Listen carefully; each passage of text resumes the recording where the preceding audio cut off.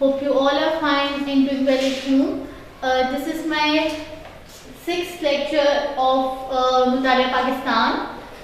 हम chapter number 2 बाब number 2 तहरीक पाकिस्तान और पाकिस्तान का क़याम पढ़ रहे थे, जिसमें हमारे अब तक के पेज नंबर 22 तक के टॉपिक्स कंप्लीट कर लिए हैं हमने. So today our topics are, जो हम टॉपिक्स डिस्कस करेंगे उनमें तहरीक हिजरत 1920, नेहरू रिपोर्ट 1928, कायद-ए-आज़म की 14 निकात और अल्लामा इकबाल का खुतबा इलाहाबाद 1930.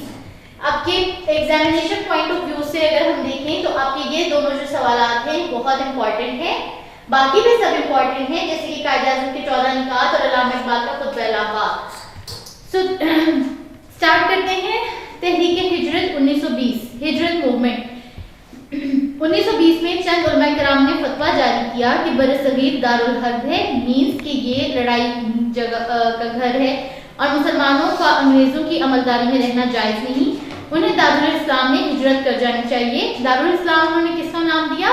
वो उस जगह का जहाँ पे मुसलमानों की अक्सरियत ज़्यादा थी.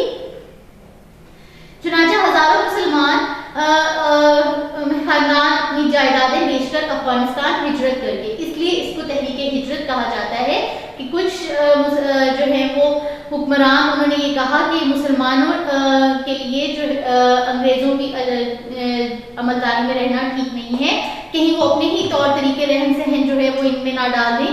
और उस टाइम मुसलमान भी जो है वो काफ़ी मजहबी इंतशार का शिकार थे कि उन पे जुल्म किया जाता था, उन्हें इबादत नहीं करने दी जाती थी.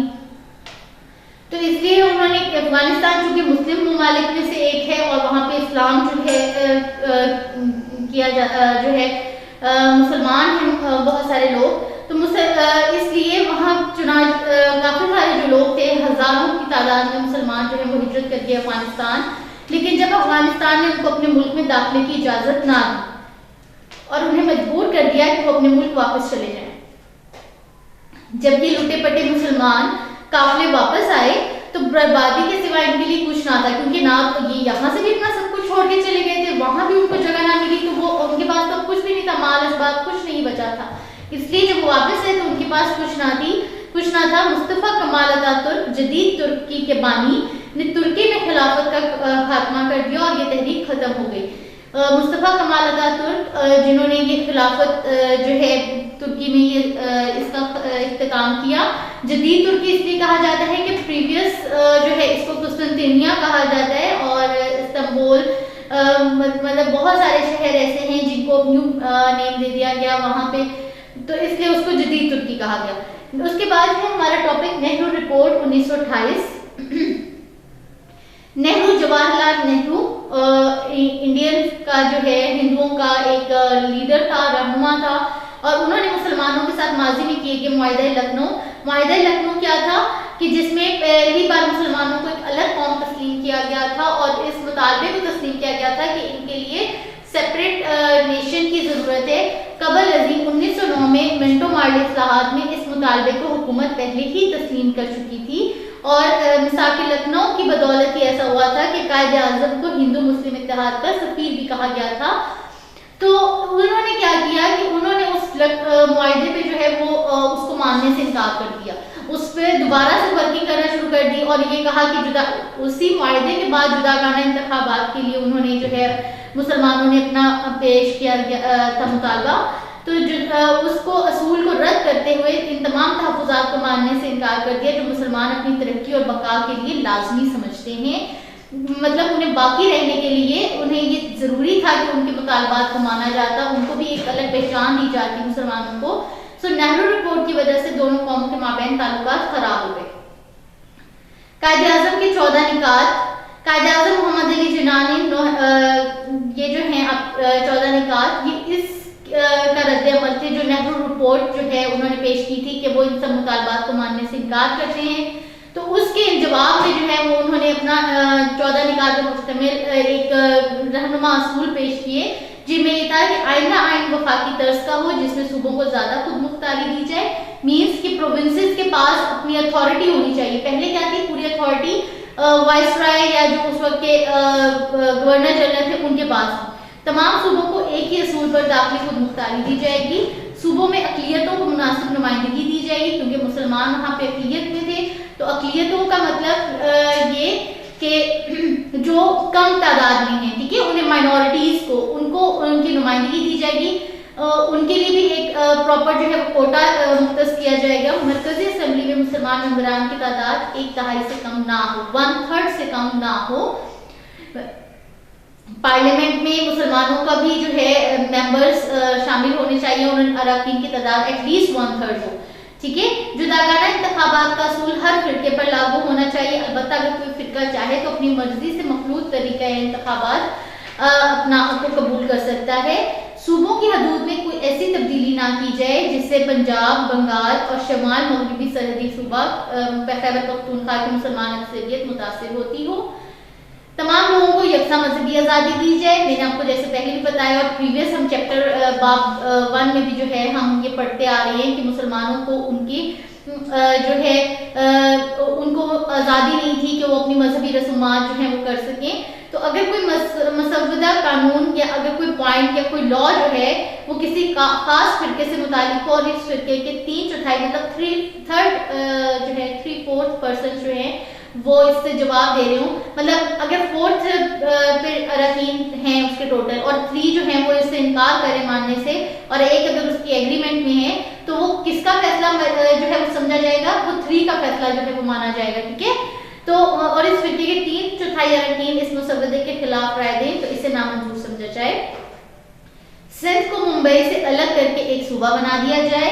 बलोचिस्तान और शुमाल मगरबी सरहदी सूबे में दीगर सूबों की मानद इस्लाहात नाफिज की जाएं। मतलब उनको जो बैकवर्ड सूबे हैं जहाँ पे तालीम का इतना नहीं है, वहाँ पे तालीम का फुकदान है, उन सूबों को भी जो है वो आगे लाया जाए। उन सूबों में भी जो है बिल्कुल वैसी ही रिफॉर्म्स की जाए, तब्दीलियाँ लाई जाए जैसे कि बाकी सूबों को जो है उन्होंने उनमें तब्दीली लेके आए। तो सरकारी मुलाजमतों में मुसलमानों को उनकी अहलियत, उनकी एलिजिबिलिटी के अकॉर्डिंग, उनकी तालीम के अकॉर्डिंग उनको उन पोस्ट दी जाए। क्या होता था कि मुसलमानों को जॉब नहीं देते थे, उनको इन सब से अलग कर देते थे, ठीक है, और तनासुब के लिहाज से हिस्सा दिया जाए। मुसलमानों को मजहबी और सकाफती तहफ़्फ़ुज़ दिया जाए, मीन्स कि उनको उनकी मजहबी और उनके जो रिचुअल्स हैं, उनके जो इस्लामिक जो है त्यौहार हैं, उनको मनाने का पूरा हक होना चाहिए। कोई इसमें जो है किसी किस्म की पाबंदी नहीं होनी चाहिए, रोक टोक नहीं होनी चाहिए।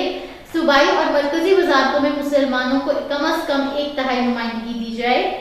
आइन में सूबों की मर्जी के बगैर कोई तब्दीली ना की जाए। हाँ, जो लॉ जो है वो पेश किया जाता है, जो आइन बनता है, कानून बनता है, उसमें जब तक तमाम सूबे जो हैं वो इस बात पर राजी नहीं होते तो उसमें उनकी मर्जी के खिलाफ जो है वो कोई भी तब्दीली ना की जाए। कायद-ए-आज़म मोहम्मद अली जिन्ना के 14 निकात का तज्जिया किया जाए तो ये कहना बेजाना होगा, मतलब ये बेमानी नहीं होगा कि कायद-ए-आज़म मोहम्मद अली जिन्ना ने ना सिर्फ मुसलमानों के सियासी हकूक़ की तर्जुमानी की बल्कि हिंदुस्तान में भी दस्तूरी इस्लाहात का बुनियादी ढांचा भी मुहैया कर दिया। इवन के ना सिर्फ उन्होंने मुसलमानों के लिए सब किया, उन्होंने हिंदुओं के लिए भी जो है कि वो अपना आइन इन सब बेसिस पे बनाए, क्योंकि सूबे जो है उनमें हिंदू भी तो रह रहे थे, उन सब के लिए भी जो है वो जो है लॉ उसको एक प्रॉपर जो है वो एक बैकग्राउंड, एक उन्हें बैकबोन प्रोवाइड कर दी लॉ की, एक आइन जो है बनाने के लिए उनको एक ढांचा प्रोवाइड कर दिया, ठीक है, जिसकी वजह से वो अपना एक दस्तूर, एक आइन बना सकते थे।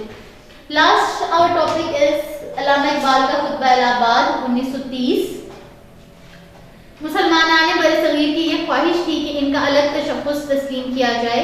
इस सिलसिले की कड़ी अल्लामा मोहम्मद इकबाल का खुतबा इलाहाबाद 1930 है। मुसलमान जिसको गोलमेज कॉन्फ्रेंस भी उस वक्त हुई थी और 3 गोलमेज कॉन्फ्रेंसेस हुई थी 31, 32 में भी। तो मुसलमान ये बर्दाश्त नहीं कर सकते थे कि इनके मजहबी और सियासी और माशरती हुकूक को सलब कर लिया जाए, लिहाजा मुसलमानों ने अपने लिए अलग मुल्क का मुतालबा कर दिया, जिसको अल्लामा मोहम्मद इकबाल ने अपने खुतबे में इस तरह पेश किया। मेरी ख्वाहिश है कि पंजाब, सरहद, सिंध और बलोचिस्तान को मिलाकर एक रियासत बना दी जाए, ख्वाह हिंदुस्तान बरतानवी सल्तनत के अंदर रहकर या बाहर रहकर आज़ादी हासिल करे। मुझे शुमाल मगरबी मुस्लिम रियासत का क़याम कम अज़ कम शुमाल मगरबी इलाकों के मुसलमानों का मुकद्दर नजर आता है। वो उन्हें नजर आता था कि मुसलमान जिस तरह से अभी इकट्ठे हो गए हैं, वो उन्होंने एक तहरीक शुरू की है, उन्होंने अपनी पार्टी बनाई और उसके अकॉर्डिंग अपने रहनुमा के बनाए हुए असूलों के मुताबिक चल रहे हैं। तो वो कहते थे मुझे नजर आता है कि मुसलमान आज़ादी हासिल कर लेंगे। कायद-ए-आज़म की ख्वाहिश थी कि मुसलमान बरसगीर में एक कुव्वत बनकर उभरें। अल्लामा मोहम्मद इकबाल ने इस तसव्वुर को आगे बढ़ाते हुए खुतबा इलाहाबाद में अलग रियासत का तसव्वुर दिया। 1933 में चौधरी रहमत अली ने अल्लामा मोहम्मद इकबाल के इस तसव्वुर को पाकिस्तान का नाम दिया। उन्होंने अपना एक पैम्फलेट शाया किया जिसमें नाउ और नेवर के नाम से, जब वो अपने लंदन गए हुए थे, वहाँ उन्होंने एक किताबचा शाया किया जिसमें उन्होंने पहली दफ़ा मुसलमानों के लिए अलग मुल्क का जो क़याम था उसके लिए उन्होंने क्या नेम यूज़ किया, पाकिस्तान नाम यूज़ किया। ठीक है। कायद-ए-आज़म ने 1934 में मुस्लिम लीग की बागडोर संभाली और मुसलमानों के सियासी इस्तेहकाम के लिए इस जमात को मजबूत और फाल बनाया, और इस तरह उसको जो है वो मुसलमानों के जो भी मुतालबात पेश करने थे, इसी जो जमात का जो लीडर था वो उनके हिंदुओं के सामने या पार्लियामेंट में अपोजिशन में, जिस तरह की अपोजिशन थी, तो इस तरह वो इन मुतालबात को पेश करता था। आपके नए बुक में ये लिखा हुआ है, पहली गोलमेज कॉन्फ्रेंस 1930, दूसरी 1931 और तीसरी 1932 में लंदन में मुनक्किद हुई। ये मैंने आपको पहले भी बता दिया। सो ये हैं आपके 4 टॉपिक्स बाब नंबर 2 से। तहरीक हिजरत 1920, नेहरू रिपोर्ट 1928, कायद-ए-आज़म के 14 निकात और अल्लामा इकबाल का खुतबा इलाहाबाद। जो तहरीक हिजरत जो है वो ख़त्म हुई अतातुर्क मुस्तफ़ा कमाल अतातुर्क जदीद तुर्की के बानी, और उन्होंने इसको ख़त्म किया क्योंकि मुसलमान जो थे वो कहीं के भी नहीं रहे थे। उनको ना फिर हिंदुस्तान में जगह दी गई थी ना अफगानिस्तान में, और वो उनका सब कुछ जो है वो ख़त्म हो गया था। वो माल असबाब छोड़ के यहाँ से वहाँ गए थे, लेकिन वहाँ भी उन्हें जगह न थी। तो नेहरू रिपोर्ट ने किस पे वर्क किया था? उस मिसाल लखनऊ पे वर्क किया था कि जिस पे उन्होंने कहा था कि मुसलमानों को पहली दफ़ा अलग कौम तस्वुर किया गया था, और वो ये समझते थे कि मुसलमान अलग कौम नहीं हैं, या उनको जो है उनके जुदागाना इंतखाबात का मुतालबा जो है वो मानने से इनकार कर दिया गया था। फिर कायद-ए-आज़म ने नेहरू रिपोर्ट के जवाब में अपने 14 निकात पेश किए थे, जिसमें उन्होंने प्रॉपर जो है वो बैकबोन प्रोवाइड की थी ने एक कंट्री का आइन और एक कंट्री का दस्तूर बनाने के लिए। लास्ट आवर टॉपिक है अल्लामा इकबाल का खुतबा इलाहाबाद, और ये इसमें उन्होंने मुसलमानों को जो है अलग कौम का उनके पेश किया कि मुसलमान जो हैं वो सियासी, मजहबी और माशरती हकूक मुआशी और माशरती तौर पर भी जो है वो हिंदुओं से अलग कौम है। Thank you very much, take care, अल्लाह हाफिज़।